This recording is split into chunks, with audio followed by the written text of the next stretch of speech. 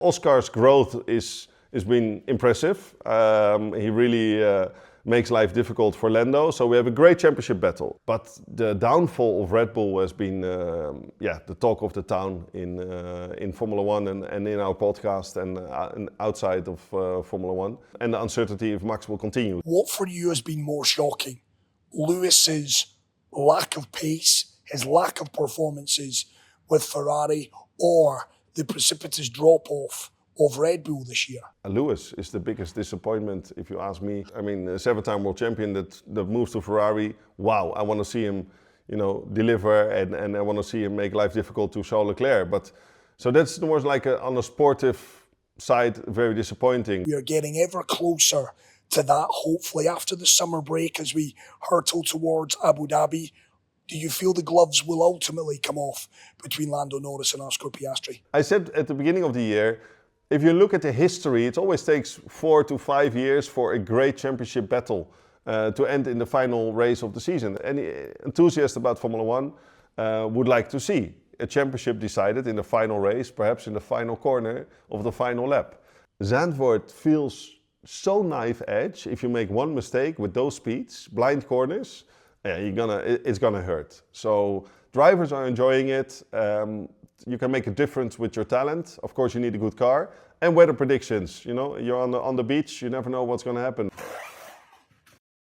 It is the Pit Talk podcast. It is powered by Ithara. It's myself, Chris McHardy, and Robert Doornbos. No Formula One races at the moment. Of course, it is the summer break, but we're giving you a bonus edition of the pod. Robert is still in Amsterdam. Why is he still in Amsterdam? Well, let him tell you now. Robert, hello and welcome back to the pod. Hi Chris, I've been traveling Europe for the summer break and just the last pit stop is here in Amsterdam to get some preps done for the Dutch Grand Prix, the biggest race of the year, and the countdown as well, because it's the one before last. Next year is the final Grand Prix again in Zandvoort, so everybody is going to go out all in with sponsorship and branding and events. So a busy couple of days for me, so I had to prepare a little bit before I fly back to Dubai. Yeah, we will build up to that Dutch Grand Prix Zandvoort, of course, that incredible racetrack that you know so well, Robert. But we are into the summer break. It's a chance for us all to take a collective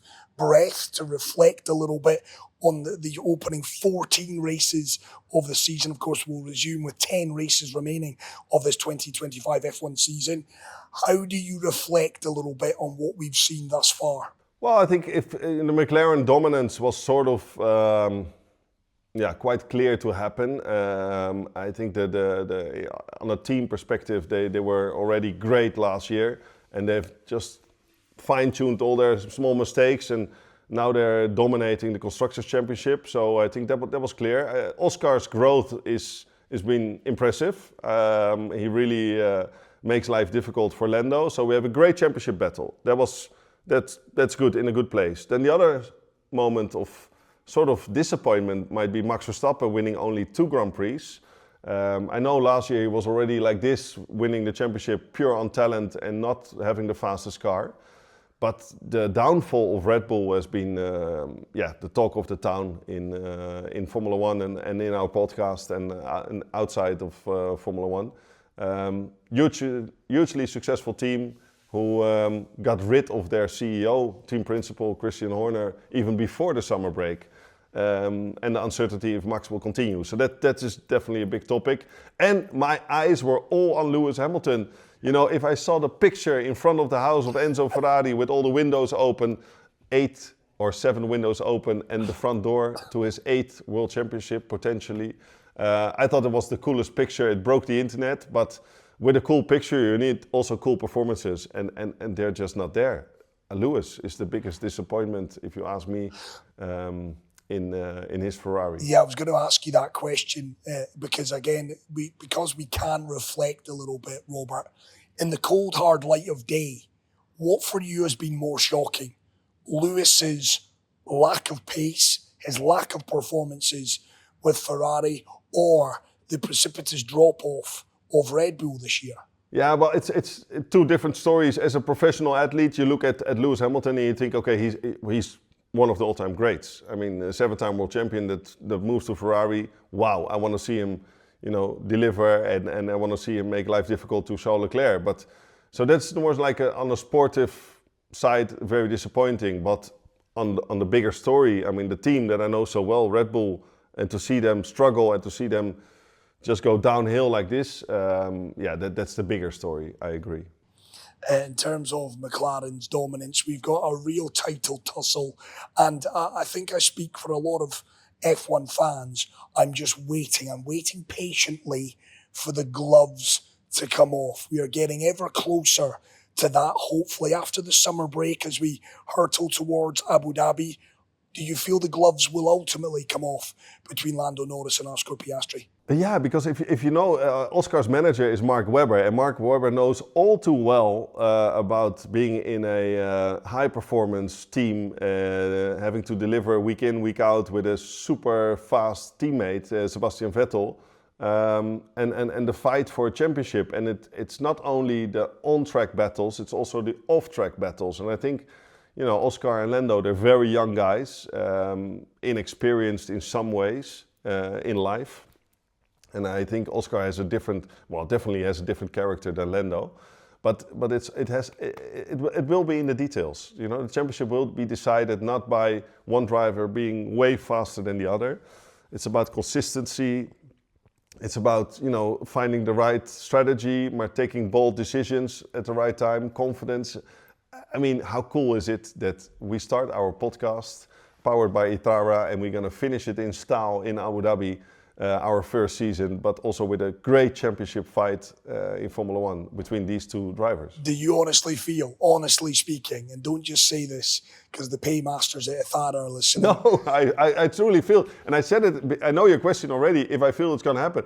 I said at the beginning of the year, if you look at the history, it always takes 4 to 5 years for a great championship battle to end in the final race of the season. And that's what any sports promoter, any fan, any interviewer, podcaster, any enthusiast about Formula One would like to see. A championship decided in the final race, perhaps in the final corner of the final lap. I mean, 2021 was something truly special, and I never think that we'll see something like this again. But it is 4 years later now, and it looks like these two guys are not going to give each other a lot of room. So, yeah, I do believe it's going to happen. Cannot wait for that, if that indeed does come to pass down in Abu Dhabi. December 7th, of course, is race day for the final race of the 2025 season. Given the fact that it's the summer break, Robert, give us a bit of an insight. What are drivers doing in this time off? We spoke in the previous edition about Lewis Hamilton's woes over in Hungary, the fact that he said he was useless, the fact he said Ferrari should replace him. Will he be doing any work, or is he getting away from it all, bit of downtime, clearing the mind? Most of the drivers will just disappear on the Sunday evening, and there's no marketing activity, there's no build-up to the next race. It's just off, switch off the system and do something fun. And some drivers will go on their yachts, some will just go and spend it in the mountains. But I think the first week it's all about having fun with friends and family. And then the second week, if I look at myself, it was always about getting your body back into a rhythm. Because we all want to enjoy a nice cocktail now when the season is in the downtime. And then you have to prepare yourself again for the second half of the season, physically and mentally. So it's more like the last 10 days you're going to go work out a lot. And then there will be, from Zandvoort, knowing in Zandvoort on the Wednesday, Thursday, there's already a lot of press and media activities for the drivers. Does anyone have a big summer bash?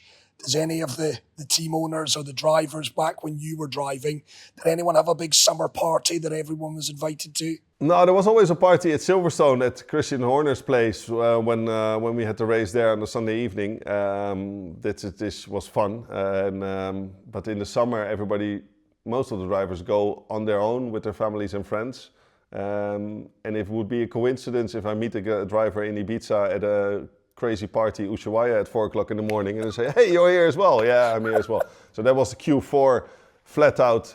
And it's everybody has to unwind on their own way. And what's your way to unwind, Chris? Well, to party or to read a book? No, party. You know me, Robert. I'm surprised. No. Well, I'm not surprised, actually. No, come on. Party, Teammate. party, and more party. I think if I was a Formula One driver and I could go anywhere on the planet, I mean, it's interesting. What did you tend to do? Would you spend it with friends and family? Would you go and isolate yourself?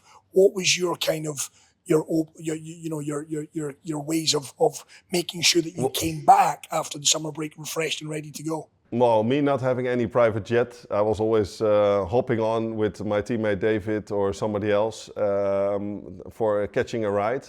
But we, first of all, on the Sunday night in Budapest, you can have a great time. And I remember going flat out on the limiter that evening straight to the airport. I also remember a nice story in China, even though before the summer break, we had we call it a red-eye flight. I think we all know this, right? So the flight that goes all the night and then you wake up and suddenly you're in Europe again. Well, we did this in China. We had to be at the airport at 6 o'clock. And the Sunday afternoon, I partied with David Coulthard, with Christian Klein and Liuzzi, all the Red Bull boys. Last man standing. I think Kimi was there as well, but he probably won't remember. And a lot of drinks. And then we arrive on the plane. And Jarno Trulli was there as well. We arrived on the plane. We had business class seats from Shanghai to Salzburg. And we sat down, and straight away I tried if my seat could go backwards, and it did, obviously. So I was like, okay, after takeoff, I'm out. You know, I'm going to sleep for 7 to 8 hours. I'm done. And then Christian Klein was sitting next to me, who was also a former Red Bull driver, and his seat, I think it didn't work or he didn't try it, but he fell asleep like this, even before takeoff. I suddenly could hear him snore next to me. And so I look at him and was like, why is he sleeping now already? Just wait after takeoff and you go flat out. Anyway, not my problem. So I fell asleep. After 7 hours, I woke up, Chris. I looked to my left. I see Christian still sitting like this. He was wasted. So he didn't even have time to sleep. So basically, he paid for a business class ticket, but he flew economy because when we walked outside to the luggage area, his neck was still stuck like this, and he needed a massage for like a week to get his neck sorted. And on the other flight, there was Jarno Trulli. His seat couldn't go backwards, and he used a screwdriver to release the backdrop of the seat so it fell down, and he could sleep. But then on landing, it would never come up again. So he was sitting straight like this. It was a mess on this flight. You should have been there. I love it.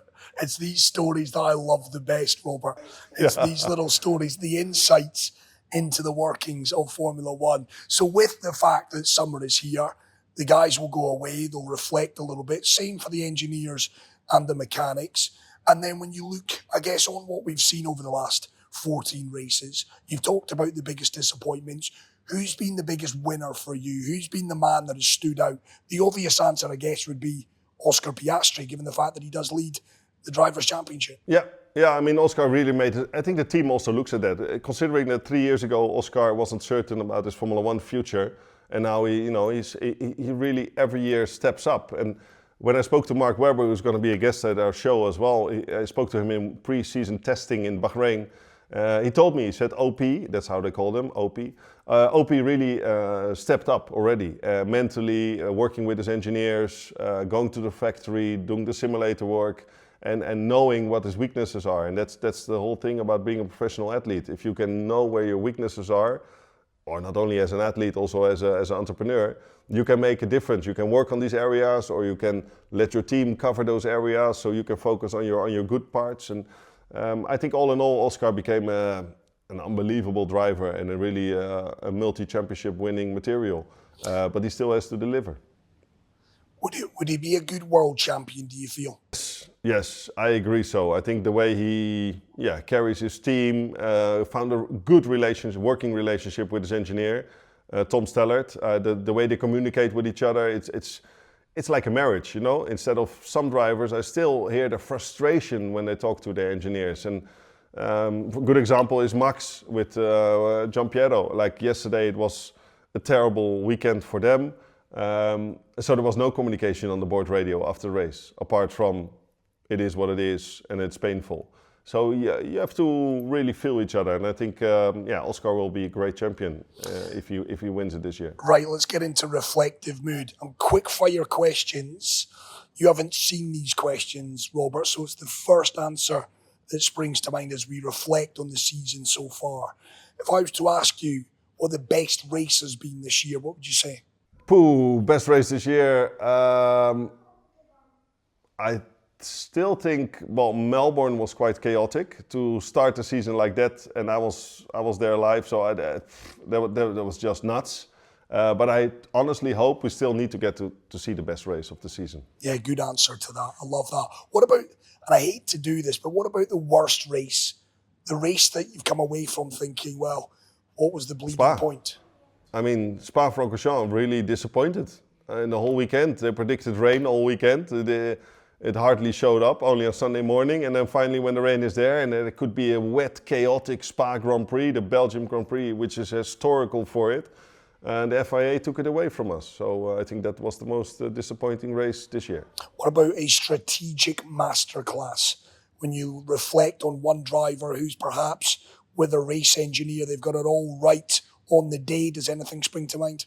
Well, Budapest. I mean, you can call it, I think it's more luck than talent. I mean, they had no other position, but it was the ultimate nothing to lose strategy to go in for the hearts and make it a one-stop. So, yeah, strategically, it was a masterclass by Lando and his engineering team yesterday. What about Rookie of the Year? Throughout the year, I think perhaps Max in Japan was mega. The way he delivered in qualifying. Talk about talent and strategy. You know, delivering at the right time in Q3 that lap, and then winning the race in Japan. I think that was really impressive. What about the biggest disappointment? Biggest disappointment, I think Lewis Hamilton not qualifying in the top 10 on his debut at Ferrari, or just in the top 10, like 9th or 10th he was, I think. With the build-up, we expected it a lot more, and Ferrari has been always doing well in Melbourne. That was disappointing to see, because then you kick off your championship with a new team, an organization already on a negative. In a negative mood. His first press conference was negative already, and I think that sort of got worse. Painful to see. I've got to ask as well, this is probably the best one, even if I do say so myself. Most improved driver. Who's really impressed you this year? Most improved? Most improved? I think the rookie Gabriel Bortoleto, who started okay the season, really is doing like this, knowing that his machinery is not the best. Kimi Antonelli, I thought he was mega as a rookie in the first couple of races, but he lost his touch a little bit, and he's mentally not in a good place. So I think the most improved from a rookie perspective, it would be Bortoleto. And on the other side, I think it's nice to see Fernando Alonso at 44 years old.